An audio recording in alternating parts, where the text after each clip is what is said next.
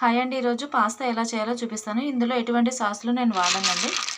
ఇంట్లో ఉన్న వాటితోనే సింపుల్గా ఎలా చేయాలో చూద్దాం. ముందుగా నేను స్టవ్ వెలిగించి నీళ్ళు పెట్టుకున్నానండి, వేడి చేసుకుంటున్నాను. నీళ్ళు మసులుతున్నాయండి. ఇప్పుడు పాస్తా వేసేసుకోవాలి. అవి కొంచెం బాగా ఉడకాలండి.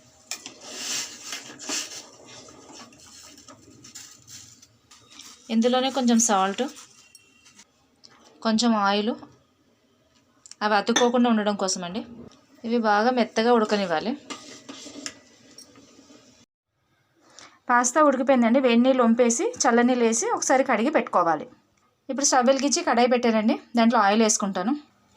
ఇందులో కట్ చేసుకున్న ఉల్లిపాయలు, పచ్చిమిరపకాయలు చిన్నగా కట్ చేసుకోవాలి. ఇవి బాగా వేగాలండి. ఉల్లిపాయలు వేగిపోయినాయండి.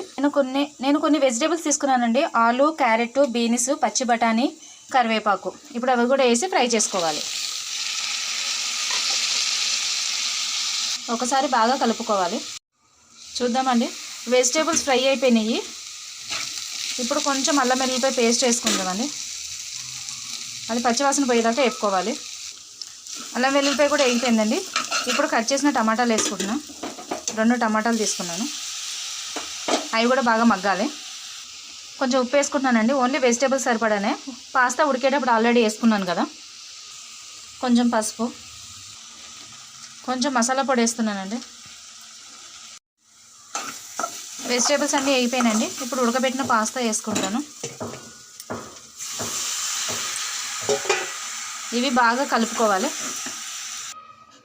అంతా బాగా కలుపుకున్నానండి. ఒక 2 నిమిషాలు మగ్గించుకొని స్టవ్ ఆఫ్ చేసుకుంటే అయిపోతుంది.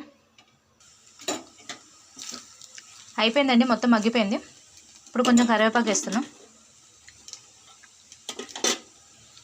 కొత్తిమీర, కరివేపాకు వేసి దింపేసుకోవడమే. రెడీ అయిపోయిందండి పాస్తా, వేడి వేడిగా. చాలా బాగుంది. ఒకసారి ట్రై చేయండి ఇలా.